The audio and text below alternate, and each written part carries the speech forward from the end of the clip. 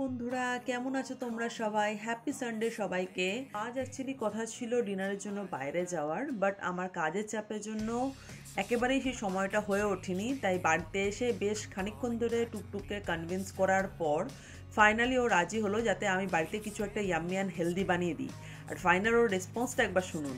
টুকটুক কি খাবে? মোমো খাবে? ওকে, তাহলে চলো মোমো বানাবো। মোমো খাবে তো?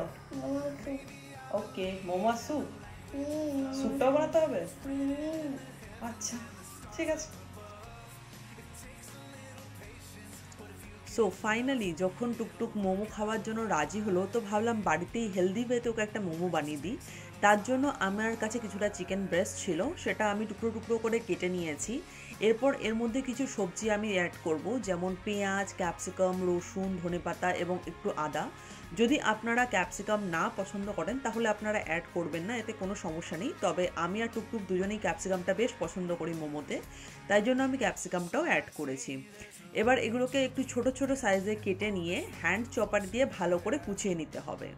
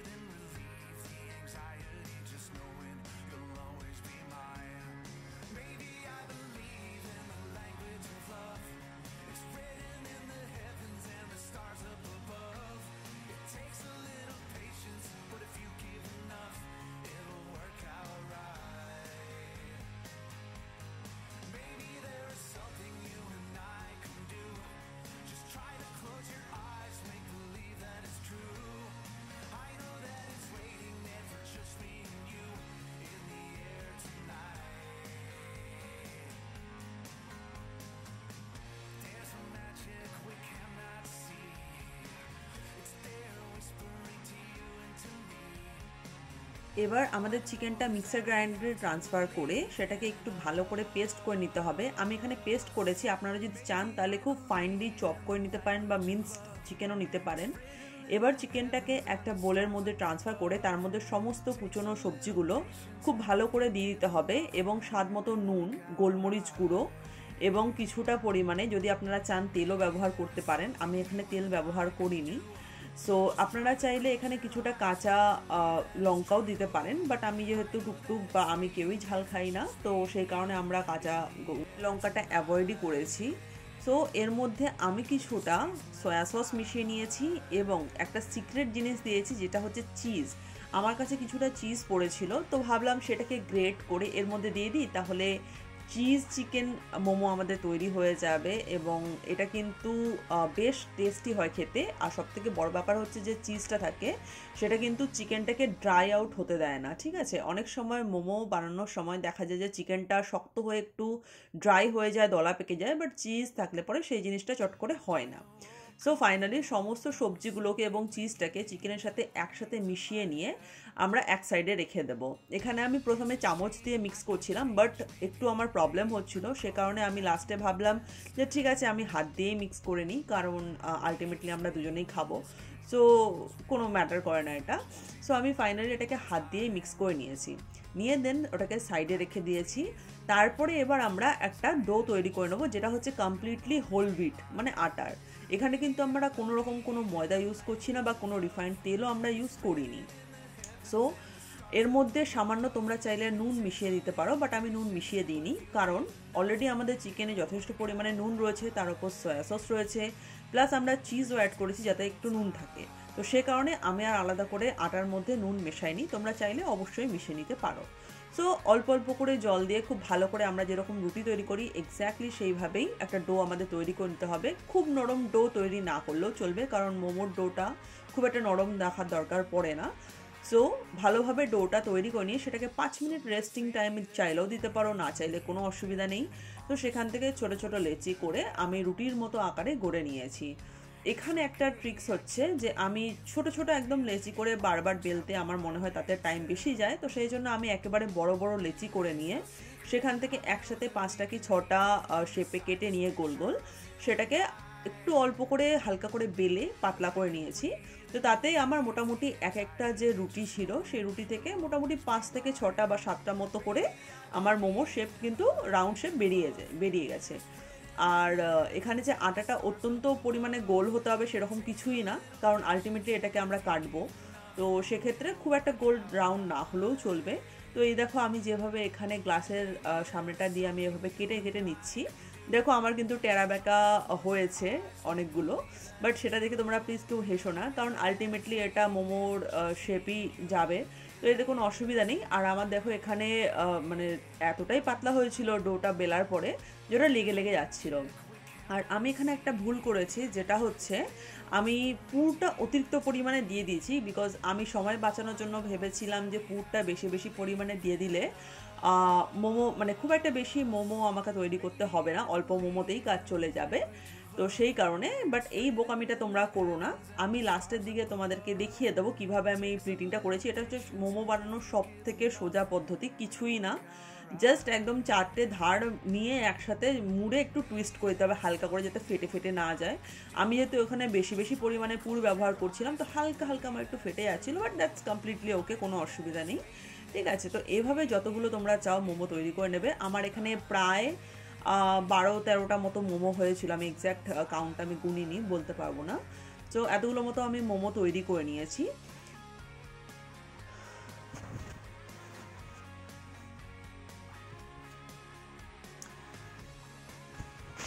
আর এই দেখো তোমাদের সুবিধার জন্য এখানে আমি একদম নর্মাল স্পিডেই দেখিয়েছি, এখানটা আমি আর ফাস্ট ফরওয়ার্ড করিনি, যাতে তোমরা একটু ভালো করে দেখে বুঝতে পারো।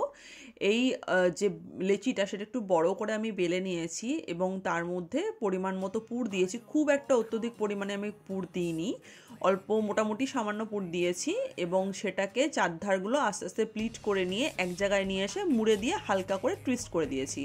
যদি সাইডটা হালকা ফেটে ফেটে যায় তাতে কোনো অসুবিধা নেই, একটু জাস্ট সাইডটা চেপে চেপে দেবে। মোমোর ডোগুলো বা লেচিগুলো যখন অত্যধিক পাতলা হয়ে যায় তখন এই হালকা হালকা ফেটে যাওয়ার সমস্যাটা থাকে, সেই কারণেই অতিরিক্ত পাতলা লেচি না বেলাই ভালো। বাট যাই হোক, অনেকেই আবার লেচিটা একটু পাতলা রাখাই পছন্দ করে, তো আপনাদের পছন্দ মতোই আপনারা লেচিটা করে নেবেন, মানে গড়ে নেবেন, এবং তারপরে এর মাঝখানে পুরটা দিয়ে এইভাবে ঠিক আপনারা প্লিট করে করে চারধারগুলো এক জায়গায় নিয়ে এসে দেন সেটাকে হালকা করে মুড়ে টুইস্ট করে দেবেন, ব্যাস। এটাই হচ্ছে মোমো বানানোর সব থেকে সহজ পদ্ধতি। এছাড়াও প্রচুর পদ্ধতি রয়েছে, বাট অত পদ্ধতি আমার জানা নেই এবং অত সময়ও নেই আমার কাছে, তো সেই কারণে আমি যেটা সব থেকে সহজ এবং সব থেকে আমার কনভিনিয়েন্ট মনে হয় সেটাই আমি করেছি। তো এইভাবে মোমোগুলো তৈরি করে নিয়ে আমি সাজিয়ে নিয়েছি। দেন এরকম একটা ছোট ঝাঁঝরি টাইপের থালা নিতে হবে, দিয়ে তার মধ্যে সামান্য একটু তেল ব্রাশ করে নিতে হবে। আমি এখানে সর্ষের তেলই ইউজ করেছি খুব সামান্য পরিমাণে, বাট এখানে সাদা তেল ইউজ করাটা বেশি বেটার, বাট আমার কাছে সাদা তেল আনফর্চুনেটলি শেষ হয়ে গেছিলো, তো আমি সর্ষের তেলেরই ইউজ করেছি, কোনো অসুবিধা নেই তাতে। সো এবার মোমোগুলো সাজিয়ে দিয়ে এরকম ফুটন্ত জলের ওপর মোমোর যে স্টিমারটা মানে থালাটা সেটা বসিয়ে দিতে হবে, দিয়ে তারপরে ভালো করে আমাদেরকে হচ্ছে মোমোটা ভাপিয়ে নিতে হবে 10 থেকে ম্যাক্সিমাম 12 মিনিট পর্যন্ত, তাহলেই আমাদের হেলদি, টেস্টি অ্যান্ড ঘরোয়া একদম পদ্ধতিতে তৈরি মোমোটা রেডি হয়ে যাবে। সো এখানে তোমরা দেখো, যেহেতু এটা আটার তৈরি তাই একদম ময়দার মতো সাদা সাদা মোমোগুলো হয় না, একটু লালচে লালচে টাইপের হয়। জানি না এটা ক্যামেরাতে হয়তো একটু বেশি লালচে লাগছে, কিন্তু এতটা মানে একটু লালচে লালচে হয় বিকজ যেহেতু এটা আটার তৈরি, কিন্তু অনেস্টলি খুব একটা কিন্তু স্বাদের পার্থক্য হয় না। আমরা ময়দার মোমো যেটা খাই বাইরে সেটা থেকে খুব একটা স্বাদের পার্থক্য হয় না। যদি তোমরা আটার মোমো বাড়িতে খাও, কখনো খেয়ে দেখে থাকো, তাহলে পরে তোমরা কিন্তু খুব একটা তোমাদের মনে হবে না যে ময়দার মোমো খাচ্ছি বা আটার মোমো খাচ্ছি, কাউকে না জানিয়ে খাইয়ে দিলেও সে খুব একটা ধরতে পারবে না। তো যাই হোক, ফাইনালি আমরা নিয়ে এখানে বসে গেছি অলরেডি মোমো খেতে, আর আমার মেয়ে অলরেডি থামস আপ দিয়ে দিয়েছে এটাকে। ওর ওর অ্যাকচুয়ালি মোমোগুলো খুবই গরম ছিল, তো ওকে আমাকে বারবার ফু দিয়ে দিতে হচ্ছিলো। আর আজকে আমিও বসে গেছি বিকজ আমার ভীষণ খিদে পেয়ে গেছিলো, আমি কোনো স্ন্যাক নিইনি, অফিস থেকে ফিরে আমি ডিরেক্ট মোমো তৈরি করতে লেগে গেছি। আর মোমো তৈরি করাটা বেশ মোটামুটি সময় সাপেক্ষ ব্যাপার, তো সে কারণে আমার ভীষণ খিদে পেয়ে গেছিলো, তো আমি এর সাথেই একসাথে এনজয় করছি আমরা দুজনে মোমোটা। আর বাড়ির বাচ্চারা বা বাড়ির আমাদের লাভড ওয়ান্স যারা, তারা যখন সারা দিন, ইনফ্যাক্ট সারা সপ্তাহ ওয়েট করে থাকে সপ্তাহের একটা দিন বাইরে ঘুরতে যাওয়ার জন্য বা আমাদের সঙ্গে একটু কোয়ালিটি টাইম কাটানোর জন্য, আমরা যখন কথা দিয়েও সেই কথাটা কখনো কখনো রাখতে পারি না, হয়তো কোনো কাজের চাপে বা যে কোনো অন্য কোনো সমস্যায় পড়ে আমরা যখন সেই কথাটা রাখতে পারি না, তখন সত্যি নিজেদের কাছে খুবই খারাপ লাগে। But it's okay, it's actually a part of life. And সেই ক্ষতিটুকু পূরণের জন্য বাড়িতে এরকম একটা ছোটোখাটো হোমলি পার্টি বা ডেটিং তো আমরা ডেফিনেটলি করতেই পারি, যাতে করে আমাদের লাভড ওয়ান্স বা আমাদের পুচকে যারা রয়েছে বাড়িতে তাদের মন ভালো হয়, আমাদেরও মন ভালো থাকে, আমরা দুজনেই একটা কোয়ালিটি টাইমও কাটাতে পারি।